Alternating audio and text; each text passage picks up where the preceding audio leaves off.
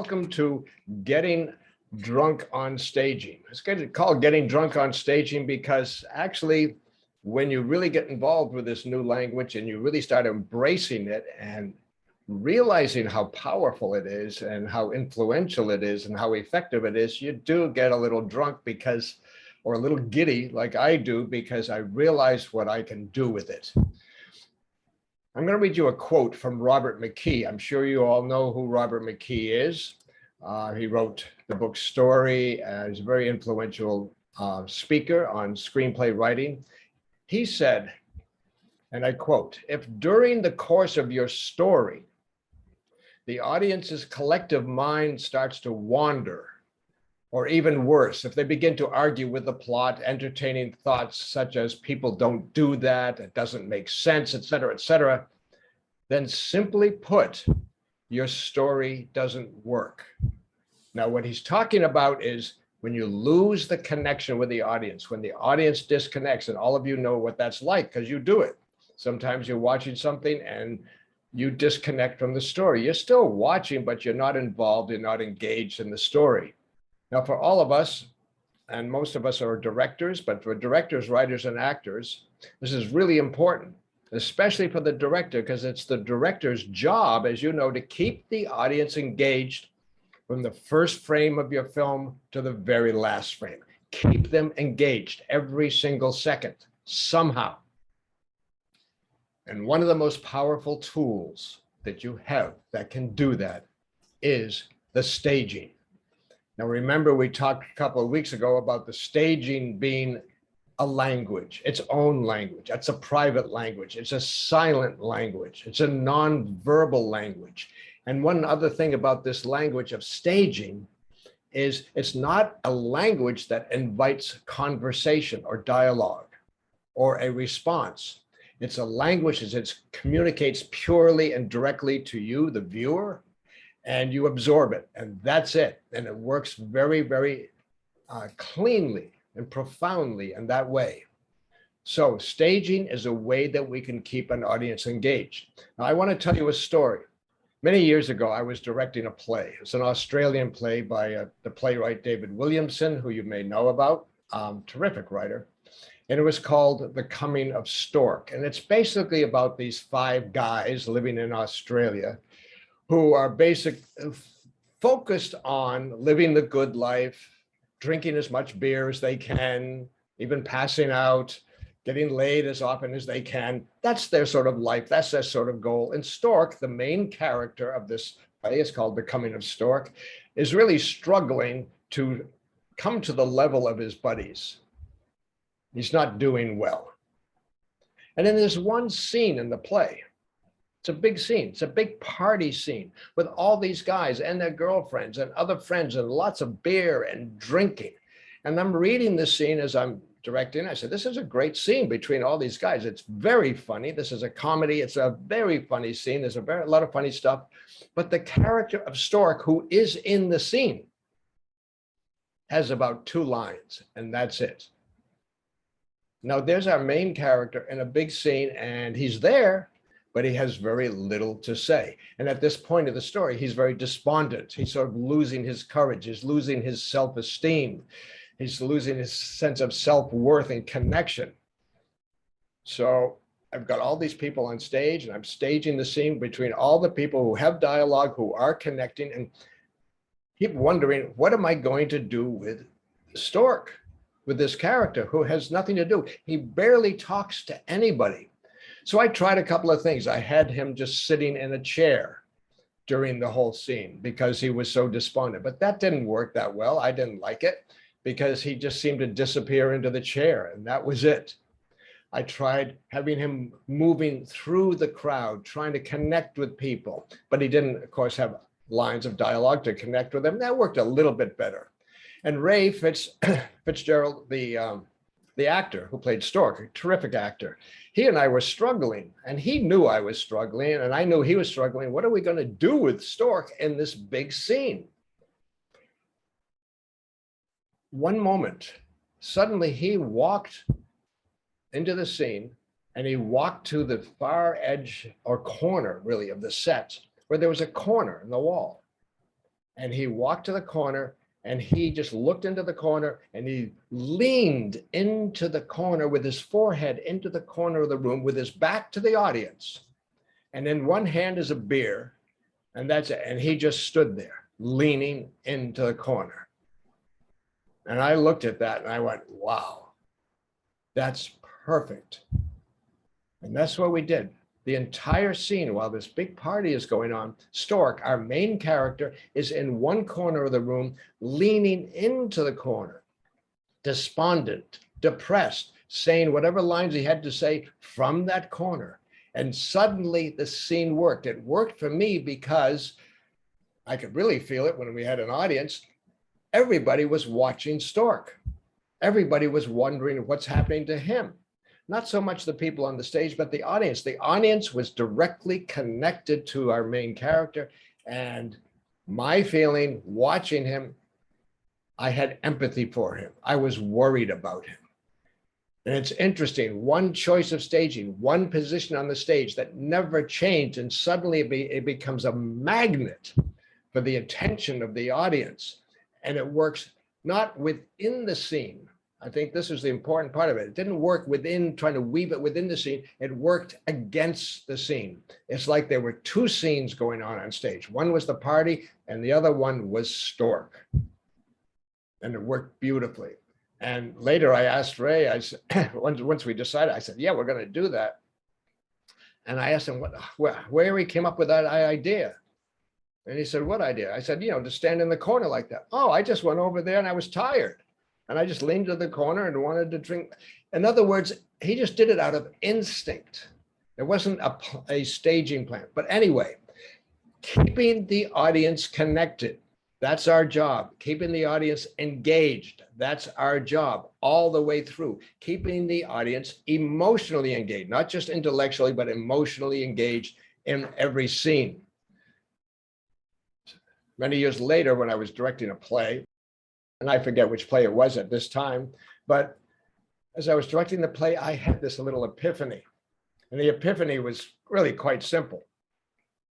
The epiphany was, my job as I'm directing this play is to keep myself interested in every single scene as I watch it, even though I'm watching it again and again and again. My goal was to keep myself engaged, keep myself entertained, keep myself curious. That's the standard I set for myself. And it's the standard I still do every time I direct anything, whether it's on film or whether it's on the stage, it doesn't matter. Can I create something that I find interesting, that I find engaging, that when it starts, I feel pulled into it. I'm not analyzing it. I'm not sort of pulling it apart or questioning it or critiquing it. I'm actually engaged in it. And to me, this has been a great standard to set for myself if I can do this. And most of the time, I do feel I can. I want to thank those of you who sent some questions over the past couple of weeks about the first webinar. Thank you for sending those questions. And I have a few that I want to try to answer today. And this one here is from Ralph. And Ralph, I hope you're out there. If not, you're watching this on the replay. But anyway, Ralph, thank you. Thank you for your question. His email was a bit long. I won't read it all to you, but the first part of it was about, he was looking at some of his films, started to realize why some of his scenes didn't work. It was because of the staging. And I think this is great. Great thing to do.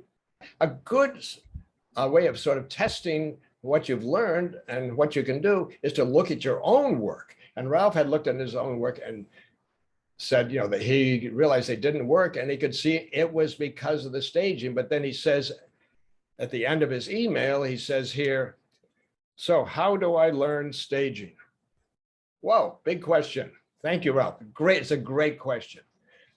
One thing in terms of learning staging, a couple of things I want to make very clear. A lot of you will very quickly start to intellectually understand staging and understand how it works. That'll come relatively quickly. You'll say, I get it, I get it, I get it. I get the second language thing. I get how staging impacts the actors and the audience. I get that. You will get that. But then there's the learning staging to the point that you can effectively stage your scenes to work the way you want to. And that's more of an emotional learning, not an intellectual learning. And you're going to learn staging. Those of you who really want to invest the time and energy to really learn this language, you're going to have to learn it by actually getting into the middle of the mess. By this, I mean, you're going to learn by actually getting up on stage with the actors, working with the actors, taking the place of the actors sometimes, walking through the scene the way they walk through. I have a habit, those of you who have seen me direct, I do this all the time when I'm working with actors, I'm right up there with them. I've seen a lot of directors and some very fine directors who like to direct from their director's chair, sit in the back or just sit off to the side and say, okay, just go over here and just do that. I really suggest don't do that. Get into the sandbox, get into the world with the actors, get into the zone of the scene, get into the environment. Once you start moving in that territory, once you start moving with the other actors, as you're trying to work out the staging, your body will start reacting to the staging you're doing. And you will learn a lot more about staging by doing that than by sitting back and just analyzing it. So one thing I suggest, next time you're working with the actors, make sure you're up there with them. And one of my favorite things to do, seriously, is to, when I'm staging, I'll say to the actor, my way of saying this, I'm going to be you for a moment.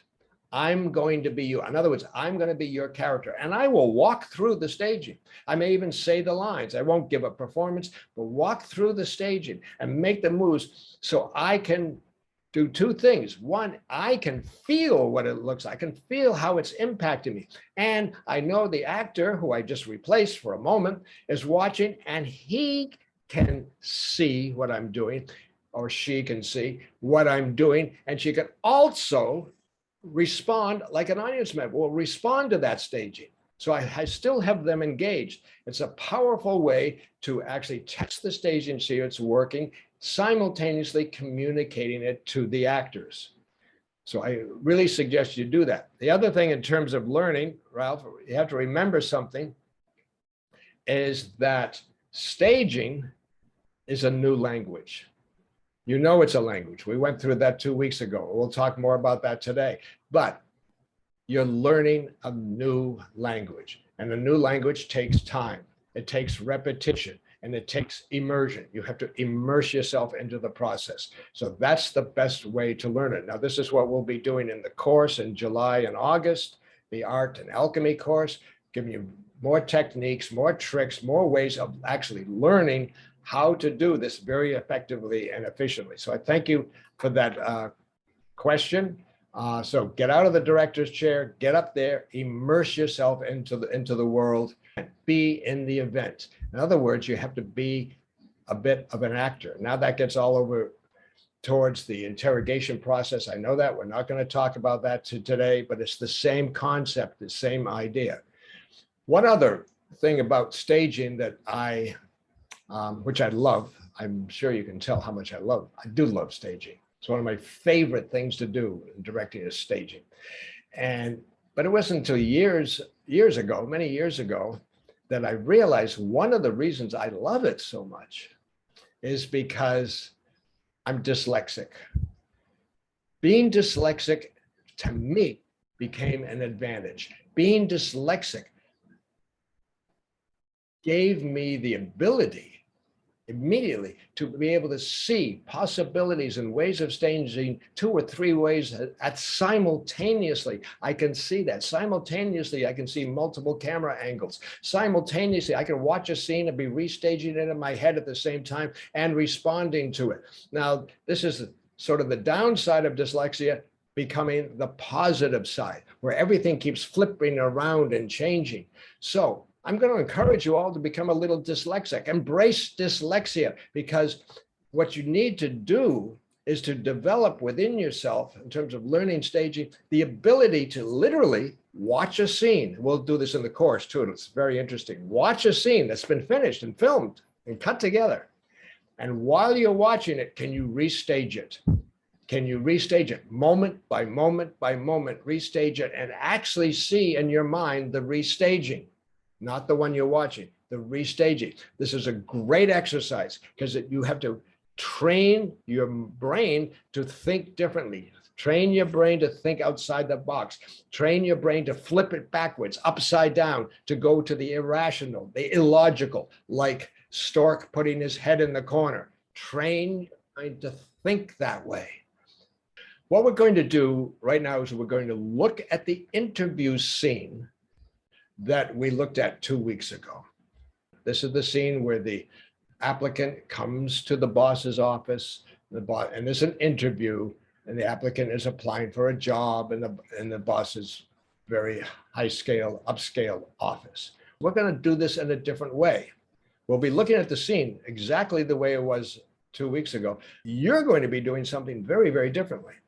You're going to take the place of those two characters. So those of you whose first name begins with either an A to M, we'll say, of the alphabet. In the first half of the alphabet, if your name begins with A or M, you are the applicant. Just make note of that, you're the applicant.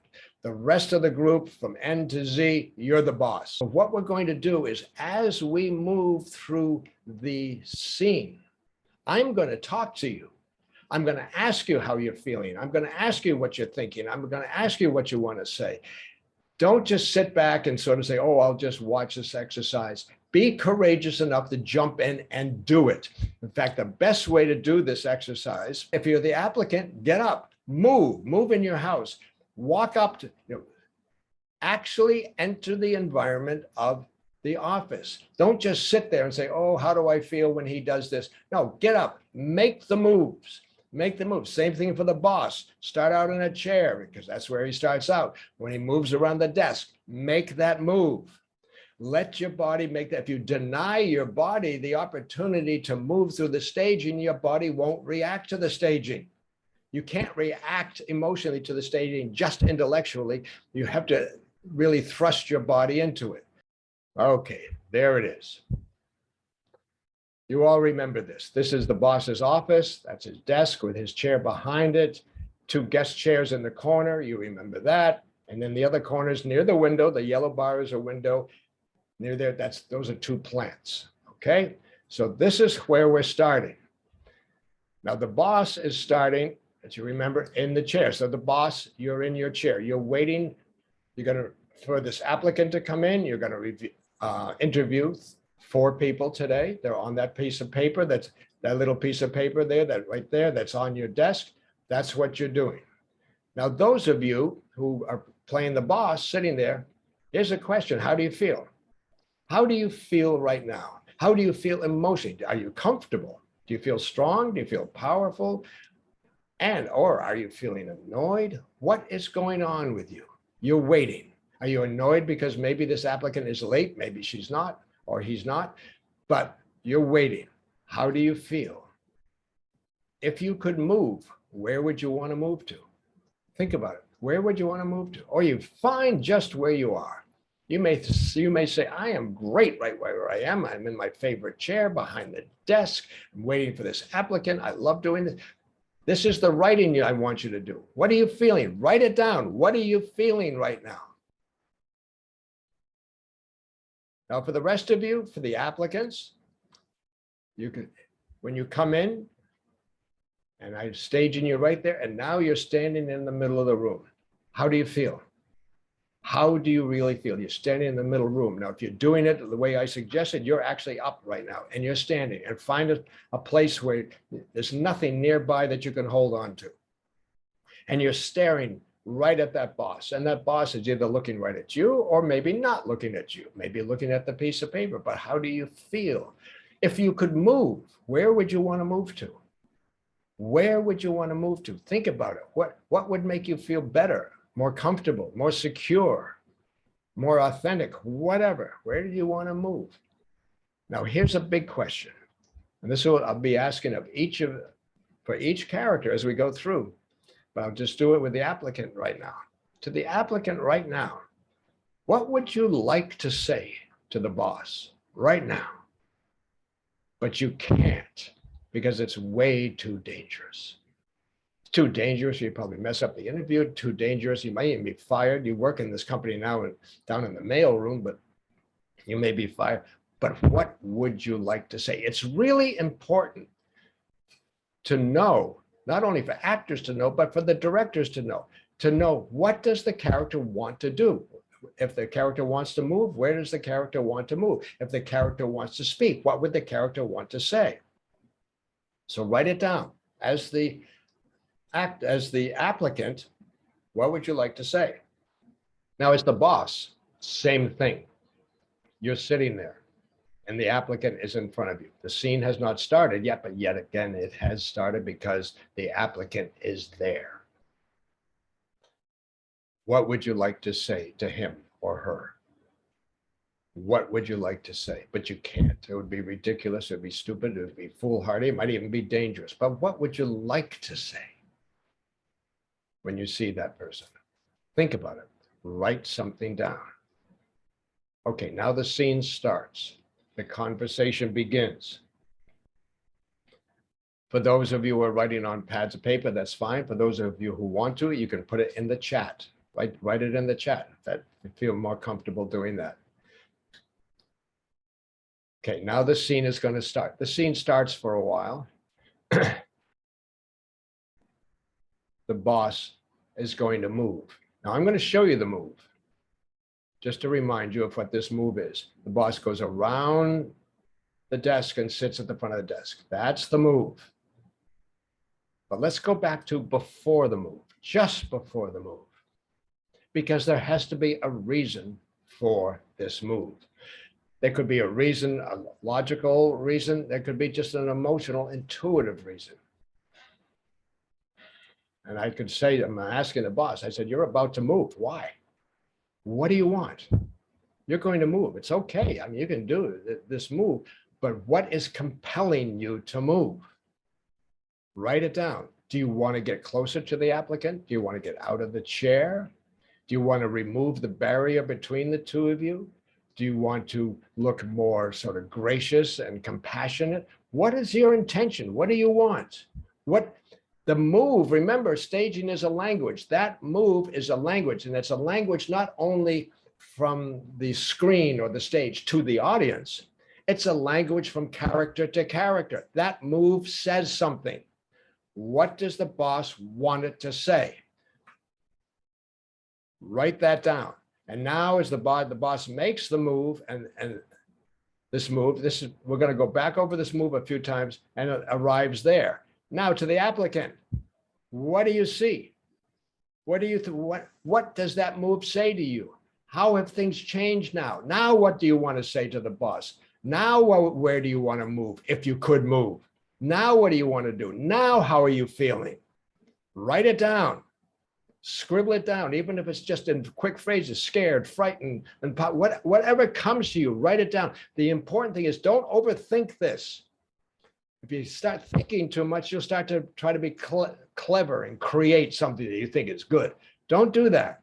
Just respond, just respond. So as the applicant, just respond. How does this feel? Now the boss is on the other side of the desk and he's sitting on the desk and he's looking at me. Okay, now what I'm going to do next is really important. This is something we did not talk about 2 weeks ago. I'm going to go back and look at this one move. Now, this could happen, what I'm going to talk about now could happen on any move at any time, but this is a good one. The boss was back here. And let's say just before the move, the boss is reading the names on the paper. Now, as the boss moves around, now just think about this for a second. As the boss moves around, then goes to there, where is the boss looking? I'm going to do 3 versions. Now, for all of you, for those playing the boss and those playing the applicants, each version will be dramatically different, emotionally different. Write down how it feels. Okay, now the first time, this is the first one, the boss comes around, he's reading the paper, and as he comes around the desk, as he's walking, he keeps reading the paper. And then he comes around to the front and sits on the front of the desk, and he's still reading the paper. And then he looks up at the applicant. That's move 1. This is micro staging. The big move around the desk is always the same, but the eye line of the characters is so powerful. It's a very small subset, but powerful subset of staging. Where is the character looking? This time he's looking at the paper as he comes around. Now for the applicants, write down, how does that feel? What do you think is going on? What would you like to say to him? And to the boss, how does that feel? What are you doing? Why aren't you looking at the applicant? Are you not looking at the applicant because you're really trying to read the paper, or does the applicant intimidate you and you feel shy? Why? There's a reason. There's a reason the boss is not looking, and the applicant is going to respond to that not looking at the applicant in some way. Don't try to intellectualize it, just respond. Okay, that's number one. Number two, here's a second version. It's going to be the same macro move, the same move around the desk, but we're going to change the eye line. So really you have to listen so you get this. He's reading the paper. And then he looks up and looks directly at the applicant. And then looking at the applicant right in his or her eyes, goes around the desk and sits at the front of the desk, always keeping the boss, always keeping his or her eyes on the applicant, always, the whole move. Now, how do you feel? You're the boss. How does that feel? Do you feel powerful? Do you feel in control? Do you feel intimidating? Do you feel friendly? What do you feel? And to the applicant, how do you feel? How does it feel that the boss is coming around, eyes glued on you for the whole move? How does that feel? Okay, that's number two. We're going to do one more version now. And the thing with this version, all we're doing is changing the eye line. And this sort of minuscule but powerful change, when you're directing, this is so easy to facilitate, to make it happen. So easy. All I have to do is say to whoever's playing the boss, this time you go around, read the paper until you sit, and then look up at the applicant. That's it. The actor will do it. Then the second one, now this time you come around, look at the applicant, straight in the eyes, all the way around, and then sit. You can do it. And you will see, and they will feel, your actors will feel a profound difference. Okay, number three, he's reading the paper. He looks up at the applicant, looks back at the paper, looks up at the applicant, gets up, starts to move around, and as he's moving around, he looks down at the paper again. Then he keeps his eyes on the paper until he's about that far. Then he looks at the applicant and stops there. Then, taking his eyes off the applicant and looking towards the desk, moves and sits on the front of the desk and then looks up at the applicant. So now you have an eye line and eye connection that's broken. It's broken once by looking at the paper again. It's broken a second time mid-move for some reason. Now, here's what's wonderful about this mid-move stop that I just put in right about, if I can find that spot, right about there. The stop right about there is you have this little stop right there. And he's looking at the applicant. He's looking that way. Then he changes his eye line and looks this way. Okay. Now I can ask, this is one of the most beautiful about staging. I can ask an actor to do that move. Now that move, any move, almost any move of staging is very mechanical. It's not emotional, it's mechanical. It triggers emotions, but it's not emotional. By that I mean, I'm not asking the actor or the character for a specific emotion. I'm not doing result directing at all. I'm just saying, look here. Anybody can do that. Anybody who is playing the role can do that. It doesn't take a lot of skill to be able to do that.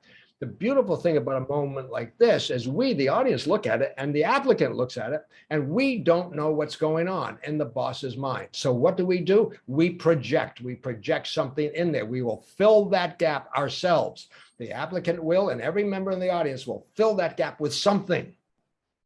Oh, yeah, he's having second thoughts. Oh, he's interested in her. Oh, he's intimidated. Oh, he's shot. Whatever it is that the audience projects in, that'll happen.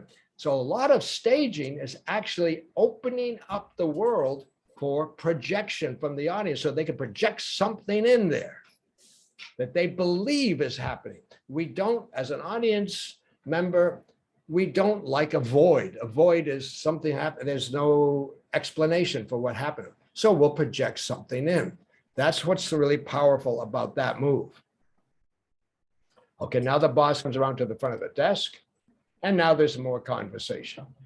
So we've covered a lot. Now we've only covered two moves, an entrance and a move around. Again, keep writing what you're thinking, keep writing what you're feeling as the character. Allow yourself, directors especially have to do this. Actors do this all the time, but writers have to do this too. Allow yourself to embody the character and be naive and vulnerable as the character. Don't try to be clever. Don't try to create something. Just respond. Okay, now we're going on to the next move. The next move is a big power move. If you remember, I'll show it to you. This is where the boss decides that the applicant does not get the job. So the boss walks around the applicant to the door and opens the door for the applicant to leave. That's the big power move, which we discussed a lot last time. The boss ends up looking in this direction, not looking at the applicant at all. Now the applicant is still looking in this direction. And we talked about the applicant may want to turn, but we won't let the applicant turn. The applicant is going to keep facing towards the desk, towards the window. So that's a big power move. So boss, how's that feel? Think about it. Do that move. To really get the full feeling of that move, you have to do the move. Do the move over there. Walk around in your room, wherever you are. Just make that move. Make it, especially if you just go to a door. This is great. Just go to a door, any door that's just near you, open it, expecting people to leave. That, I tell you, it feels great. I mean, it's, it may be very arrogant and all that, but it does feel powerful if you do that. This is what actors do all the time. When you see them rehearsing, when you see them working, they're going through the moves and allowing the moves to affect them. So do the moves, do the moves. And to the applicant, how do you feel? He just walked around you. The boss is now behind you, holding the door for you to leave. How do you feel? Very important, very, very, very important. And those of you who have studied interrogation, you know exactly what I'm talking about, is what do you as the applicant want to say to the boss right now? Or what do you as the boss want to say to the applicant right at this moment? Right, what would you really love to say? Can't do it. Too dangerous, it'll mess everything up. But boy, you'd love to say that. You would love to say that.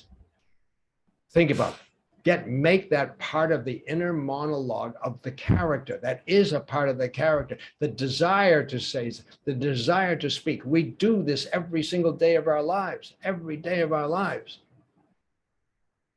The other day, I was in a grocery store and the person in front of me was paying for the groceries and was just taking too long, trying to find the right credit card that would be accepted, trying to find this. And boy, did I have an inner monologue going on that I would have loved to sort of spewed all over him. But I'm not going to do that. That's not going to get me anywhere, but it's there. And that's what we have to discover in the characters. What are those inner monologues that are there? And this is what we develop and explore and discover during the interrogation process. And so we're tapping into that just a little bit here for you to feel the power of the staging. So you'll feel the power of what you would like to say, but can't say. That's important. Okay, so the scene goes on a little bit longer, and now the applicant is going to make a move. This is the first move the applicant makes since coming in. Now, this is similar to the boss going around the desk.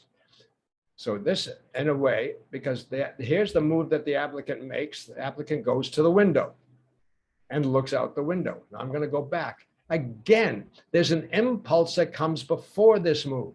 Something is driving this character to do this.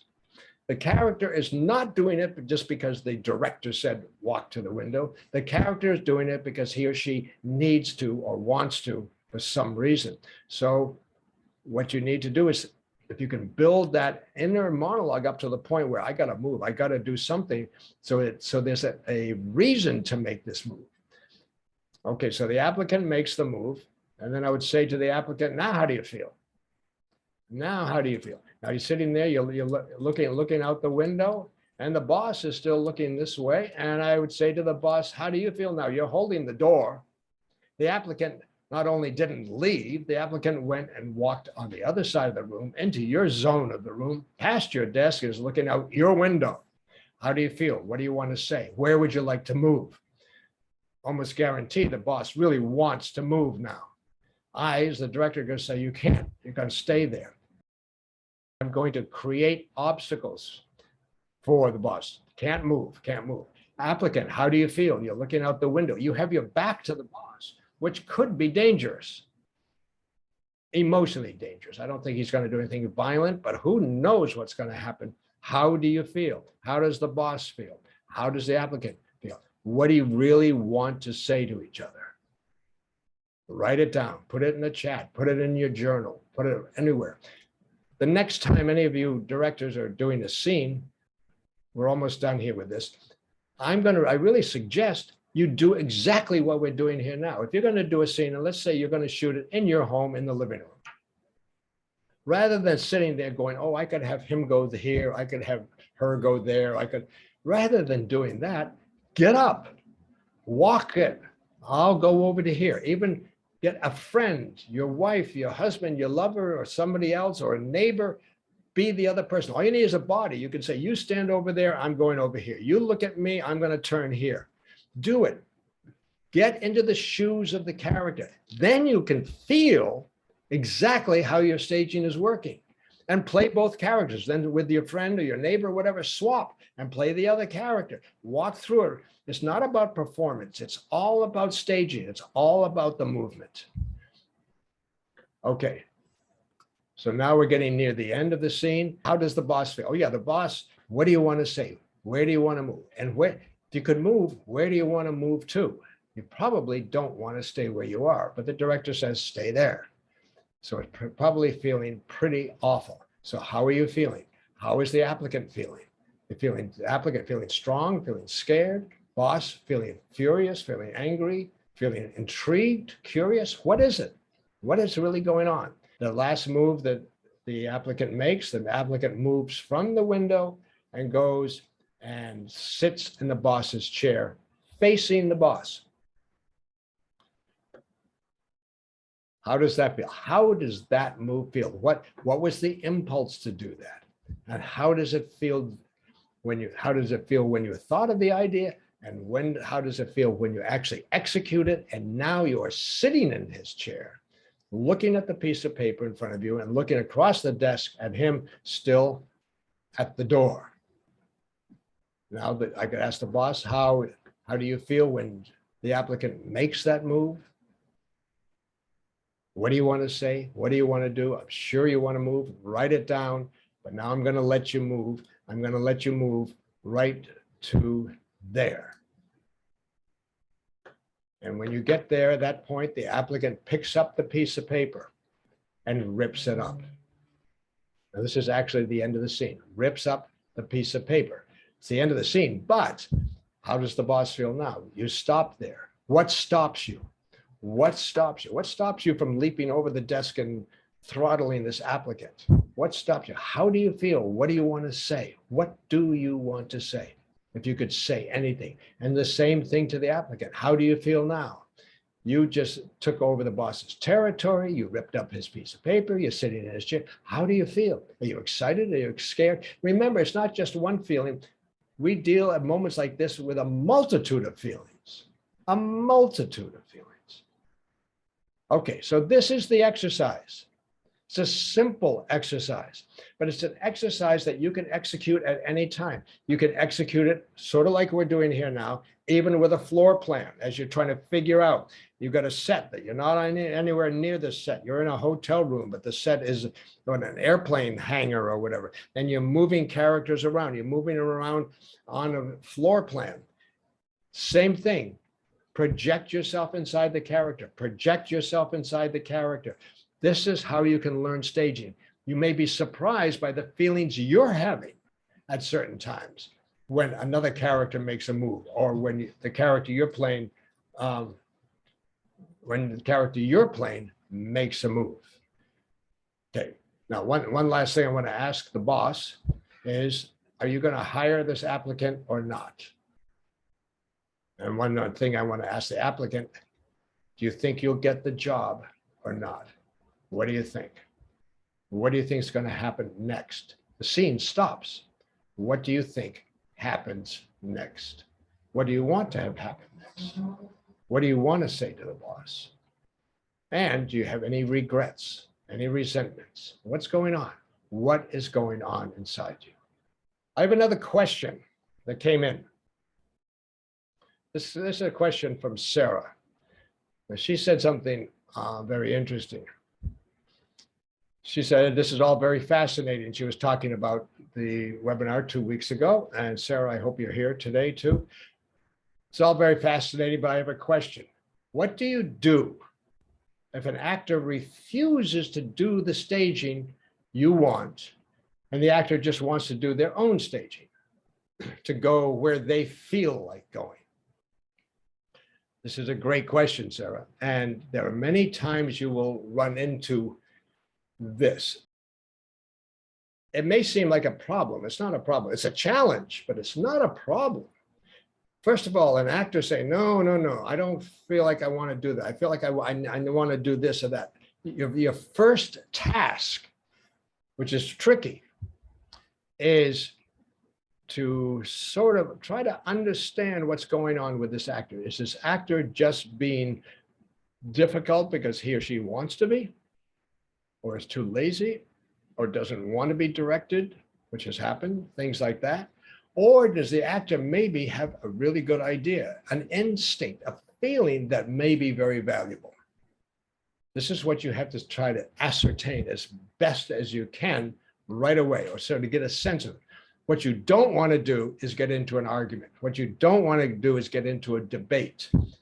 And many times, and this has happened to me, and I've seen it happen to other directors, where there'll be a debate over staging, just like that. Oh, I want to go over there and sit. Oh no, I would never sit there. That's an actor saying, my character would never do that.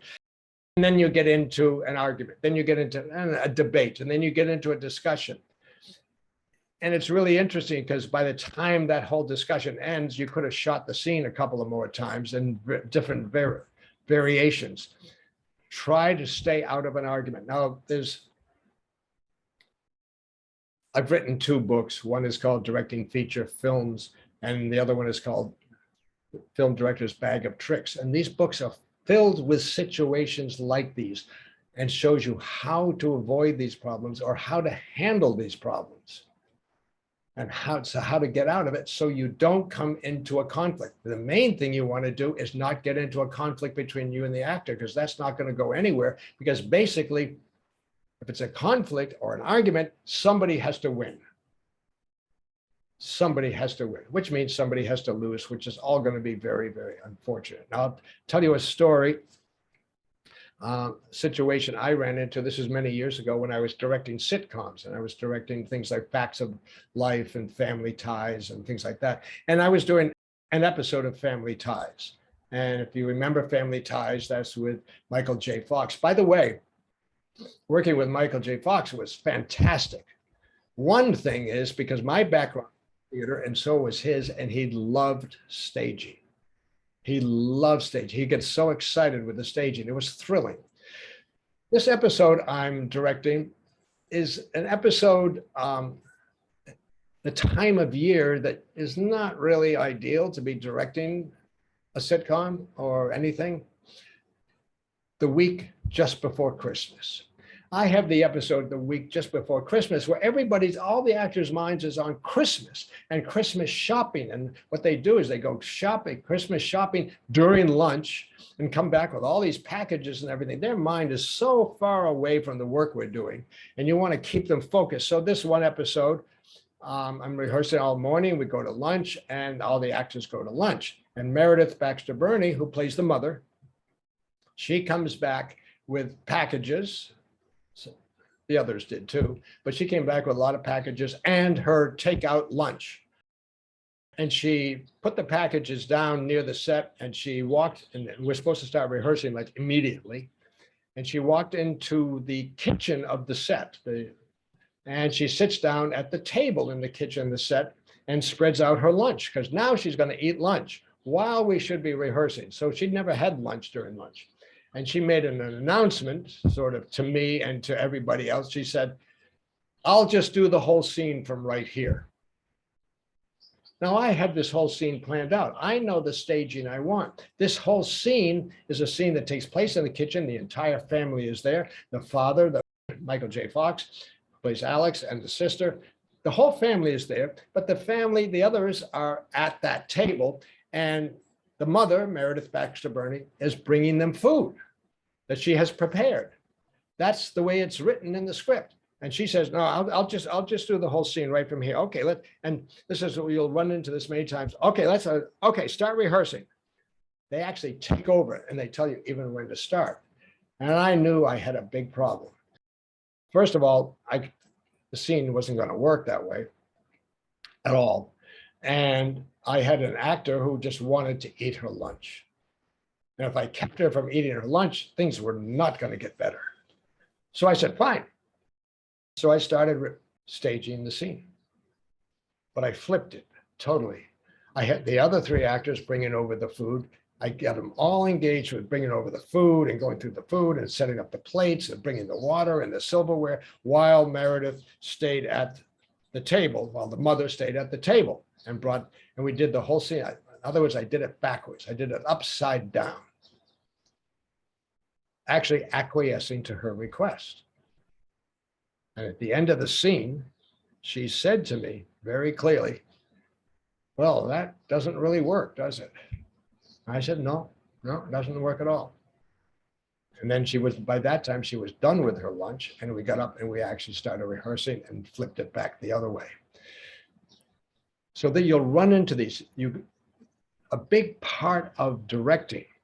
I can teach you a lot of skills. I can teach you a lot of techniques. I can teach you a lot about staging and interrogation. I can teach you a lot about how to get the performances you want.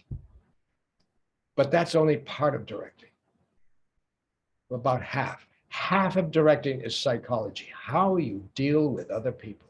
How you deal with that actor who insists on doing it his way or her way. I think I should go over and sit there. Okay, let's try it is a good way to go. Let's try it, hoping that one of two things will happen. Either the actor will realize it's really not that good a move, or you'll realize that's not bad. I can use that. This is why I suggest when you start to prepare for a scene, you have 3 different ways of doing it. The interview scene we just did, if you had that prepared 3 different ways, totally different, dramatically different, you are now ready to adapt to almost anything an actor can bring up. Almost anything. You have to be that prepared.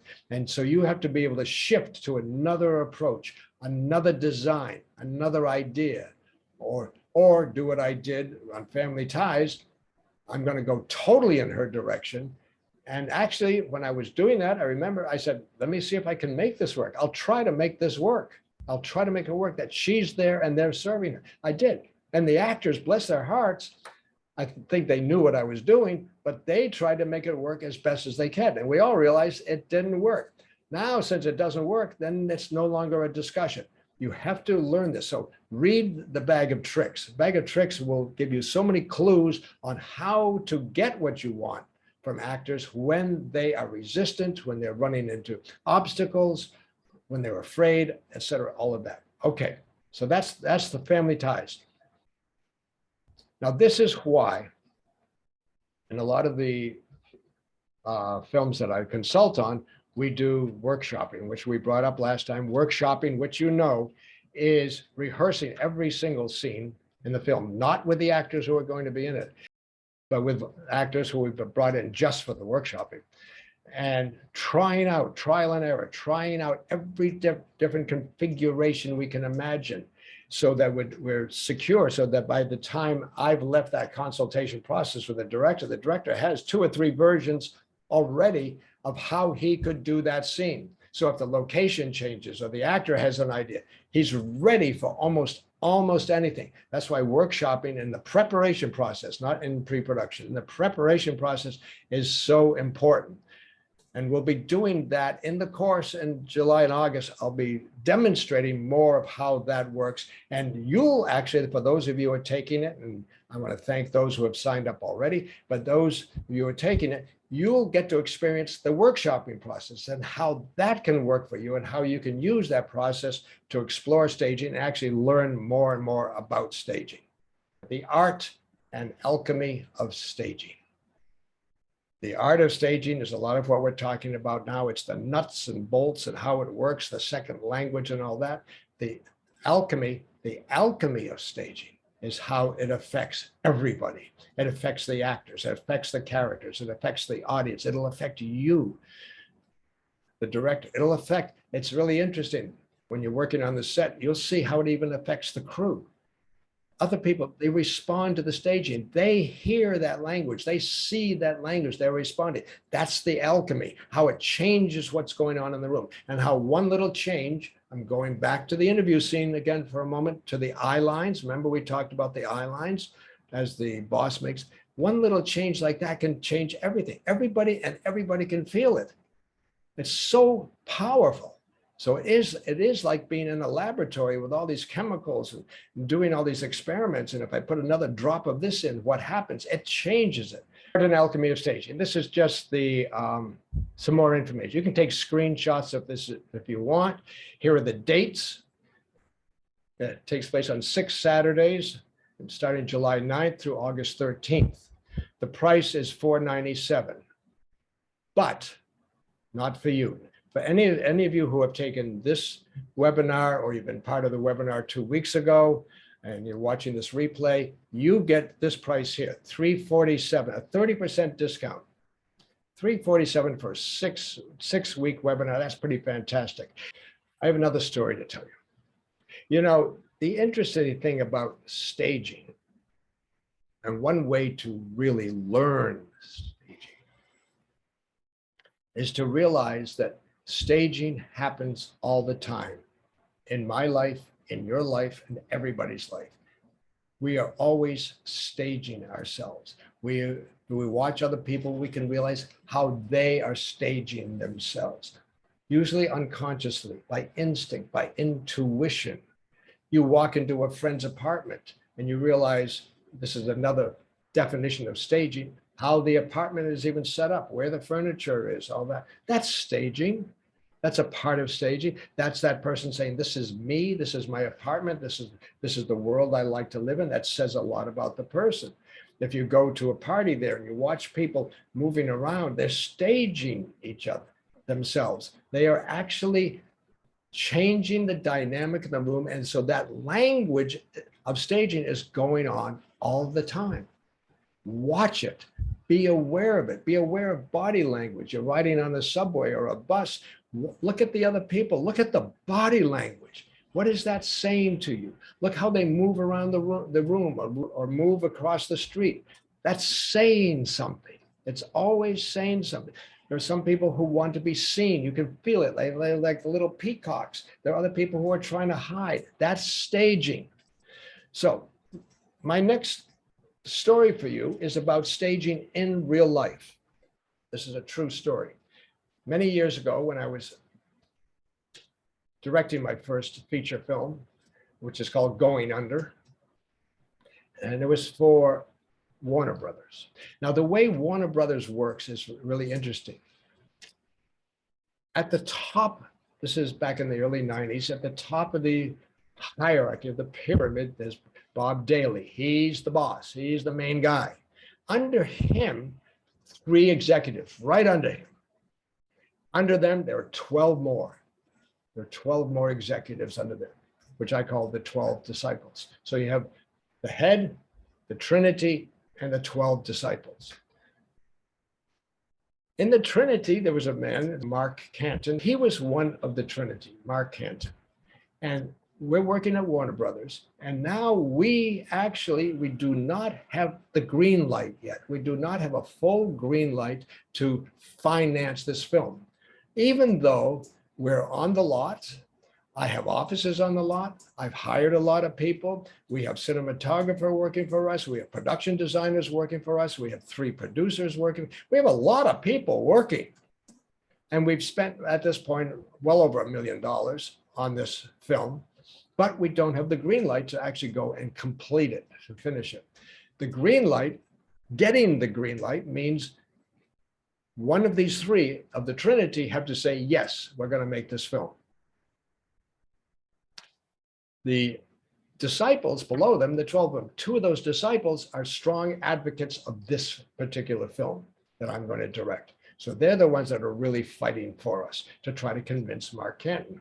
Now, the way to convince Mark Canton is we are told we have to do a dog and pony show for him. We have to go in to his office and we have to convince him that he should say, yep, let's make this film. And we have to do it any way we can imagine. And we're given about 40 minutes to do it. That's as much time as he can afford to give us. We got 40 minutes. So for the past week or 2, what we've been doing, the producers and myself and the designers, cinematographers, special effects, everybody, we've been putting together this presentation. This presentation, which will start with the writers talking about the script, and then it's going to go to the producers talking about whatever they're going to talk about. Then it's going to go to the designers, the individual designers, and it's going to be wardrobe, and it's going to be the set design and locations, and it's going to be a whole presentation. And we've got charts, and we've got graphs, we've got pictures, we've got photographs, we've got drawings. It's amazing. The whole movie takes place on a submarine. We even have a small sample of a model of what the submarine's going to look like. Everything. We've been working hard for about a week and a half because we have this deadline of the day we have to go there. Now we're there. We're there at the executive offices of Warner Brothers. And we're all sitting outside in the waiting room outside Mark Canton's office. He has his own private waiting room too, besides his private office. And we're all there with our cards, with our displays, with everything we got. And the way it's designed is I am going to be the last one to speak, wrapping it up at the end with my vision of what this whole film is going to look like. And I'm ready. I'm ready. We go into the office. Now, this office is huge. It's huge. At the far end of the office, there are those windows, something like the one in the interview. See, windows, but they're all covered. They're not covered, but there's a lot of stuff and plants in front of them. It's beautifully decorated, you know, with this big curtain, all of that. And over to the one side, there are a lot of chairs and seating areas, and to the other side. And then I look over to my left as I'm going in, and I see this strange thing. There's a little platform way over to the left against the wall. Not really against the wall. There's a platform that's about 9 inches to a foot high, and on it is a chair. It's like a throne. I thought, why isn't that interesting? Well, way down by the windows is this big desk, and Mark Canton is behind that desk. Now, if you know Mark Canton, and you probably don't, Mark Canton is not very tall. He's a very short man. He's probably like 5'2" or 5'3". Very powerful, very powerful. And he's down behind that desk. And we walk in and we're ushered over to the right side where there's a table and stuff where we can put all of our stuff, where we can sort of gather our stuff and be ready to present to him. Then he gets up and he starts to walk around his desk. And I look over where the throne is on this platform, and I see standing behind the throne 4 people, 4 of the executives, and 2 of them are the ones working with us. 2 of the ones are the ones that are actually promoting this project, but they're standing behind the throne. And I'm wondering, why aren't they over here with us? And then Mark keeps walking, and he walks up onto that platform and sits on the throne. Now he's not short anymore. And in that moment, I get it. I go, oh my God, this is what we're dealing with. And the 4 executives sort of tuck in a little bit behind him. And I can see the whole dynamic. We haven't spoken a word yet. I can feel the whole dynamic in the room. And this man has complete control of the room, complete control of the whole event, everything. And then he says one line, which sort of changes everything. He says, okay, I've got 15 minutes. We have a 40-minute presentation planned right down to the minute, and the whole room goes silent. I'm standing there over with my producers and everybody else over to the side, and I can see the writers look at the producers look at the writers, the designers are looking, everybody's looking at each other without a word, without saying, what do we do? And then suddenly they're all looking at me. And the producer says to me, one of the head producers says to me, Mark, you got to do it. You got 15 minutes. And suddenly I realized that the whole presentation that we planned is not going to happen.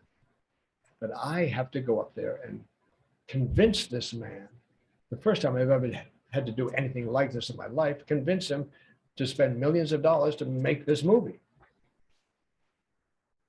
So I do. I walk up to him. I walk up to the throne. Now that means I'm moving from the stage. I'm moving from one secure area of the side of the room where all my buddies are to the other side of the room where the throne is and where my two, which are sort of parental figures behind the two executives that were supporting us, they're standing behind him. So I'm not feeling really supported. And I start talking. I start talking about the script. I start talking about the story. I start talking about how I'm going to make it and what it's going to look like in relationship to other films. And I keep going back to the story of Biff Banner and all of this, and then on the submarine.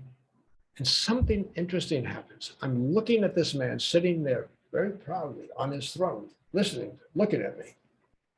But I see in his eyes this sort of fog. And I realize he has no idea what I'm talking about. He has not read the script. He doesn't know the story. I refer to story points. I refer to other things that should spark some interest. Nothing. Nothing. I look back at my group over there. They sort of have the same sensation. I have no idea what to do. I walk over there, grab a couple of drawings of the sets and things like that, come back, and then realize I know what I have to do. I put the drawings down, and literally, and I swear to God, this is true, I find myself on my knees. My knees go down to the edge of the platform so that I'm really looking right at him, but I'm a little bit below him. And I start with Once Upon a Time. And I tell him the story of the script he has never read. And while I'm telling him the story, I start lifting up different drawings that he can look at. This is like reading a child's story, and the child, and pointing at the pictures on the page while you're reading the words. And I'm holding up all these different graphics and stories and sets and pictures of the submarine and the little submarine itself to help him visualize the story. And 15 minutes later, I'm done. I have told him the entire story from beginning to end. Then it goes silent. And I get up and I gather my little props and I go back to my group. And I look back at Mark Canton, and he raises his hand to one of his executives behind him, not the ones working with us. And that executive says, "Time's up. Thank you. We'll get back to you." And the executives start to leave. Even our executives start to leave the room. Mark Canton is going back to his huge desk down by the windows, and we're left alone, gathering our little props that we never got to use. Most of them we never got to use. And we sort of slide out of the office. A day later, we get the green light. I have no idea why. Something I did, something happened, whatever it was, we got the green light and we made the film. So, staging in real life. I often look back at that and say, the throne, on the platform, the four executives behind him. This is not, if you staged a scene and you did exactly that, that's not unrealistic. Some things that happen in life in terms of staging are really bizarre. And they're wonderful. They're wonderful because there was such energy in that room. The language of staging in that room was powerful all along, the whole thing, right from the beginning, from the moment we walked in to the moment we left. It's powerful. So that is the power of staging. In a nutshell, in a nutshell. One of the things you have to be really, really clear about when you're staging a scene is, what is the scene really all about? What is the scene really all about? You can stage the scene in such a way that you change what it's about. You can do that. And we'll be doing that in the course. We'll be working with what I call a vanilla scene, which is a scene that's not about much of anything, and make it about something really significant just by the way you stage it. Now, I'll give you an example. I was workshopping this film. This is just a couple of weeks ago, doing the final workshopping session for this film that's going to be shot in South Africa. The film takes place in 1913 in Oklahoma, and it's all about the oil business. And it's really all about, it's a true story about a young African-American girl, 11 years old, who is awarded a lot of acreage, very clearly explained in the film why that happens, and discovers that there's oil on it. And she engages the service, and she, the 11-year-old girl, amazing girl, engages the service of two roughnecks, two sort of wildcatters, rustabouts, who have worked in the oil business a lot, drilling, to help her drill for the oil, because she doesn't trust the big oil companies, because they are basically going to rip her off and steal the land from her. That's the background. But these two roughnecks, who are doing the best they can, are running into trouble. They don't have a lot of money. The young girl has no money, obviously, and these guys are trying to gather together as much money as they can to actually continue drilling. They are drilling, but the drill froze. It got stuck. It's locked, and they've spent a lot of money trying to get it out, and it got locked again. Everything is going against them, and the oil companies, big oil companies, are just waiting for them to fall apart, and they'll just take over the land and take it away from the young girl, from young Sarah. Totally. That's what they'll do. And now there's a scene. It's an interesting scene that the writers wrote with these two guys, Mace and Bert. Those are their names. And it's just the two of them. Nobody else is around. And they're on the land near the well. And there's nothing they can do. They are totally stuck. The well is stuck. They're stuck. They're frustrated. They're frightened because of the power of the oil companies. They know what the oil companies are going to do. And they have a scene that goes on for about 2 pages. And the director who was also the writer, he and his wife wrote it, was directing the scene. This is in the workshopping with 2 actors. And I'm watching the scene. And he's directing it as the 2 of them, who are expressing very clearly to each other everything that's gone wrong. This happened, and this happened, and this happened. And then if this hadn't happened, that would have happened. If this hadn't happened, and they go on. And it's a whole litany of those things. Very powerfully written, very powerful to hear all that stuff that they've just gone through over the past few days or weeks. And he staged it as an argument between the 2 of them. And I'm watching it and saying, okay. But it doesn't seem to really be working that well. It really didn't. And I could see that the director was struggling with it. And in my mind, was struggling a bit too. I'm going, no, there's something missing here. There's something wrong. Now, this is what happens during the workshopping. And I am very blessed in a way that I get this advantage. I get to watch the scene. I get to watch the actors. I get to watch the director trying to bring the scene to life. And meanwhile, I can just be sitting there really, quite honestly, second guessing. What would happen if? What would happen if? And that's when my dyslexia kicks in beautifully, and I start restaging, reimagining, restaging as the directors and actors are working. Now, these 2 actors were really good. They were working hard. Director was working hard. All his ideas he had were really good. And he got the scene to a certain level, and it seemed to be playing pretty well. And then what happens is about that point is that's when the director turns to me and said, okay, Mark, what do you think? And by that point, I had realized the problem. It was not an argument scene. The conflict in the scene was not between these two men at all. The conflict was between these two men and reality, life, not even the oil company, just things just don't work out sometimes. That was the conflict, not between the two of them. If I looked at the scene, if you looked at the scene, you would realize, and I even said this, the scene almost plays like a monologue. These guys are not disagreeing with each other. They're just listing everything that went wrong.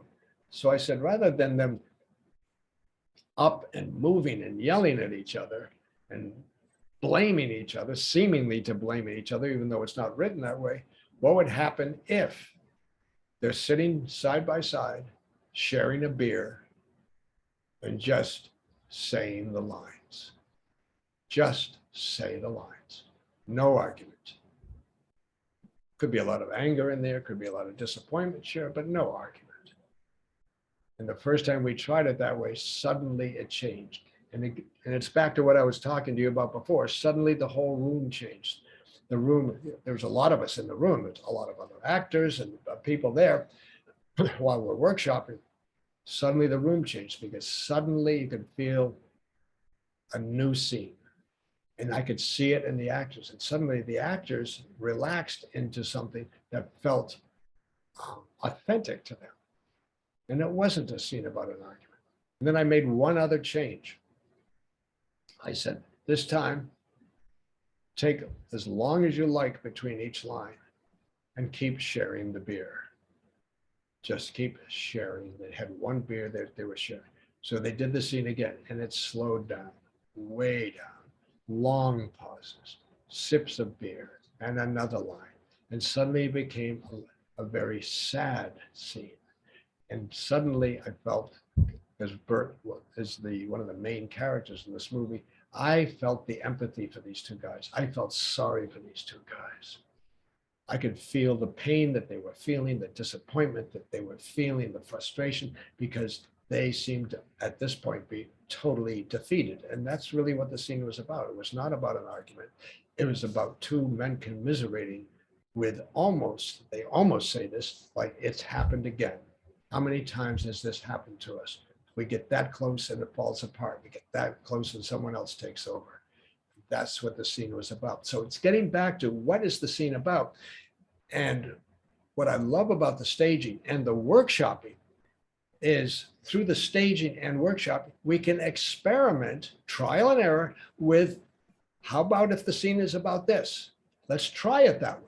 How about if the scene is about this? Try it that way. You may think, no, it doesn't make sense, but you will be surprised the number of times you try it with a different intention of the scene, with a different underlying current in the scene. Try it. You might be shocked and you realize that's the scene. That's the scene. That's what it's about. That's what we want. And the number of times, not just with this director, but with other directors I've worked with who are also the writers discover, wow, that scene actually works better, played differently than I had imagined. Played differently. It becomes a deeper scene. It becomes a more poignant scene. It becomes a more riveting scene, whatever. So what the scene is about, it's not that you have to know the answer. You have to know what the possibilities are. You have to know what the questions are. You have to go in and say, listen, let me try it this way. I've even done this on some scenes just to see what happens. Let's say it's a comedy. Let's make this a comedy. What if this is a scene from a comedy? What happens if it is? What happens if we try to find the humor in it? And sometimes doing that with a dramatic scene, we find the drama in the scene because now the characters seem to be trying to find the humor in the scene and relieve themselves of the tension that's going on in the scene. Whatever. That's staging.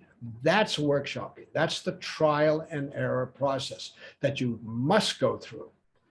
I don't understand, quite honestly, why directors don't rehearse. Now, I do understand to some degree because a lot of directors don't know how to rehearse. They don't know what to do beyond reading the scene. Now we're talking about way more than reading the scene. We're talking about rehearsing the scene. We're talking about the power of staging in the scene. We're talking about a lot. This is really deep rehearsal, the kind of deep rehearsal that goes on in theater all the time. Now, my background being theater, this is the world that I know. I know rehearsal. I know that this trial and error process is all I've got. Now, you have to remember with theater,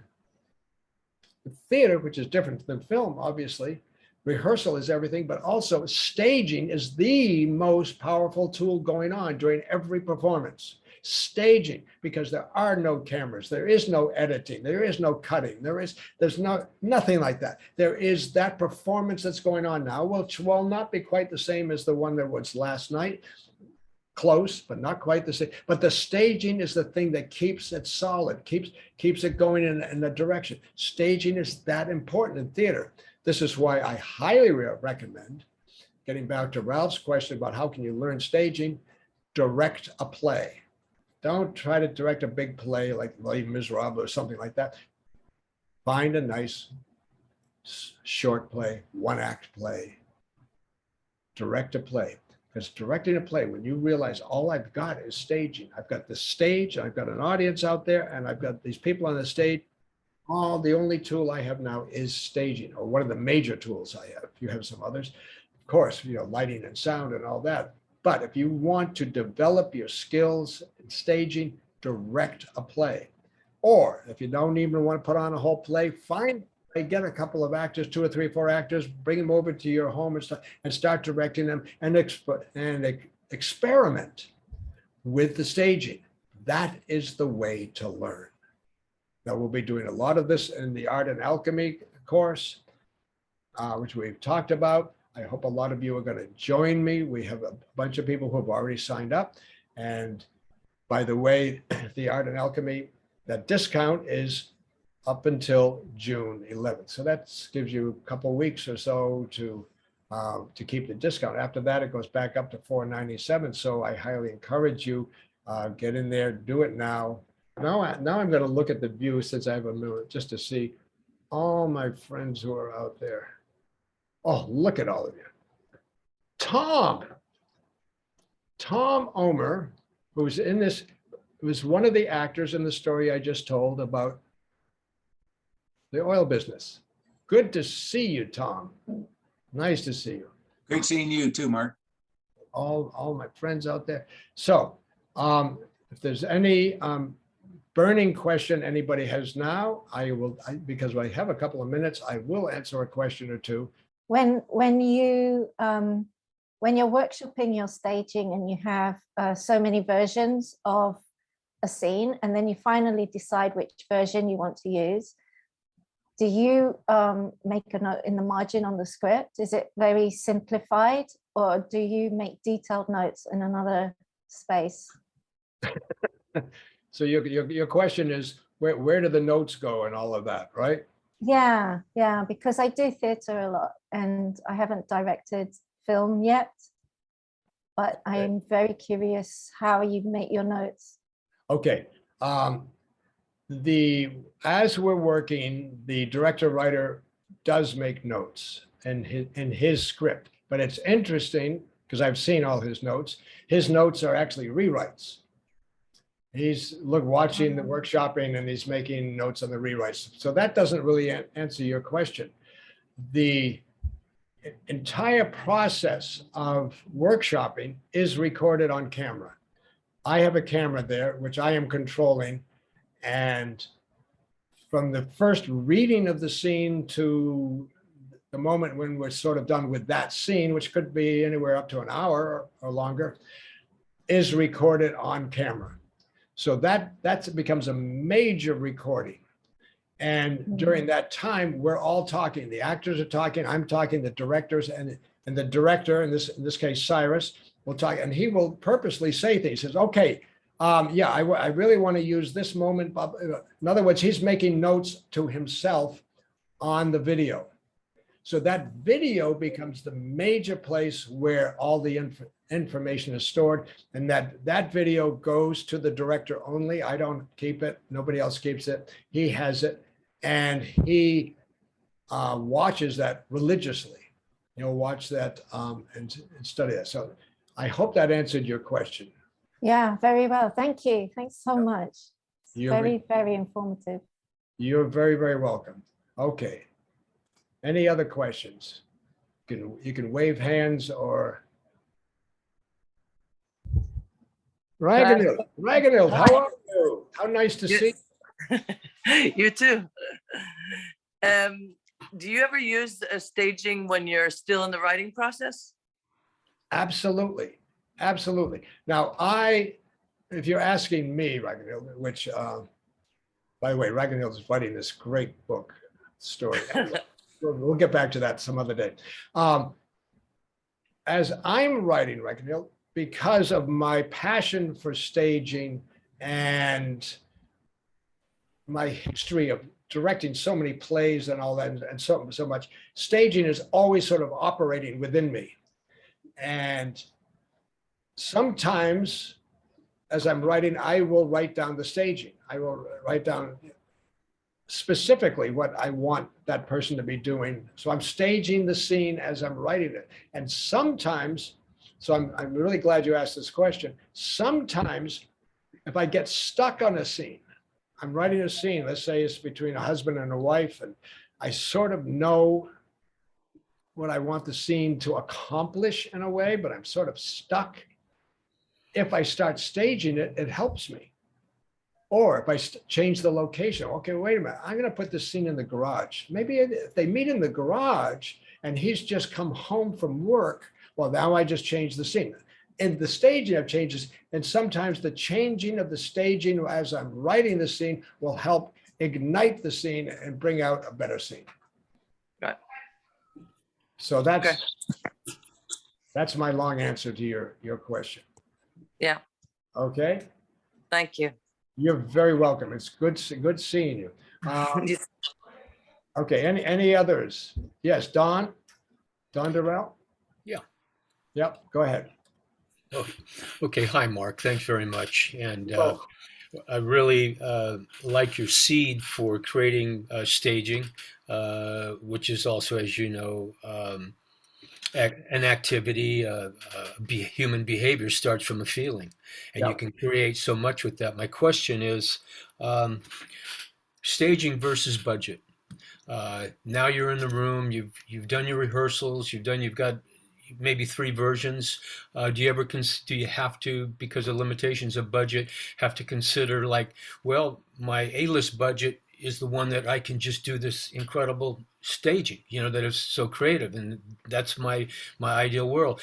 But the fact is, I got my DP here telling me this is shot, that shot, my lighting guy, and this, and then all of a sudden, where'd my scene go? So, I don't know if you comment on that. Yeah, Don, you threw a lot of things in there, not just budget. You threw in other crew people and as well. Well, yeah. But first of all, the rehearsal, like the workshopping, that's not even done in pre-production. That's done before pre-productions. All of that is done, like this film that Cyrus is directing now. We have workshopped the entire film in pre-production. In other words, budget. I'm just saying that because of budget. The only budgetary things is the cost of doing the workshopping. That's it. And sometimes it's paying me. It's taking care of the actors. It's where the location, wherever we're workshopping, at someone's home or in a rehearsal studio. That's it. So it's small. It's a small part of the budget. What you're spending. Oh, no, what I meant, I'm sorry. I meant when you actually shoot the scene after the workshopping, you've got it, and you bring your, perfect world scene, and then, I mean, have you thought in terms of like when you're actually going to shoot it, if you can do all the specific behavior or staging that you wanted to do, but you find out that you can't because you're limited, in time, or you're limited in shots, or you have to kind of dilute the scene, movements or the activity. Yeah, well, hopefully I understand that, but hopefully you're not discovering that on the day you're shooting. Right. Right. You know, That's what I'm asking, like during your workshopping, do you have to keep that in mind at all? in the workshopping, we do, to a certain extent, depending on the project, we know what the sets are or what they're going to be. And sometimes the director will say, here's the set, there's the design of the set. That's what I'm working with. That's sometimes we don't know, but we can sort of imagine. If the set is going to be more restrictive, hopefully you're going to find that long before the day you're going to go there and Yeah, shoot. sure. Yeah. And if you do, I mean, this is what Cyrus does and some other directors do. Sometimes they'll call me and say, okay, we got it. For this location, it's totally changed. Now that could happen now on this project, as Tom knows, because he's worked on it right now, because the director, Cyrus, is in South Africa looking at location. So he may come up with a location and we may go back and re-workshop 2 or 3 or 4 scenes. We've done that. Say, let's re-explore those scenes because the location. Now we're still in pre-production. We're nowhere near production. So you got to think ahead to all of the possible things that are happening and plan them. Also, with having 2 or 3 versions, if you look at it and say, okay, I know adjustments I can make, some of those will keep it simple. You know, we could play this whole scene right in the car. We don't have to, whatever. Yeah, sure. Yeah. Yeah. That's You what, have something that can simplify and bring it down. Good. And the other thing is, you mentioned like with crew, with lights and stuff like that.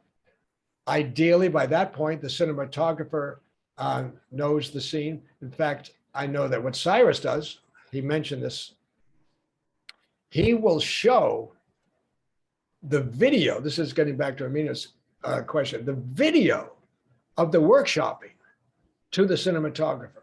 Mhm. Say, there's the scene. yeah, there's the value of it there. Now they're discussing the scene, not just hypothetically, but the cinematographer can see the moves and see the staging and go, oh, I see what you're doing. Now they're way ahead. And if there's a problem, it's coming up during that discussion, problem in terms of camera, lighting or whatever, it's coming up during that discussion, not when they're finally on the set. Right. Thank you. That answers it. That answer. Thank you. It's a good question. Thank you very much. Okay, now that we're into a Q&A, it seems, which is fine. I'm happy. Any other, I'm just looking at waving hands. If there are any waving hands. Elsha, do you see any waving hands? Not yet. No, time to cut off, What's that? time to finish. Okay, I think we're done.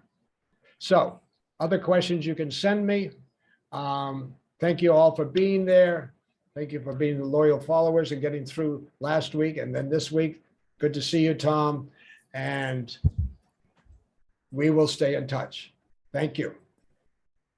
Have a good Memorial Day weekend, everybody.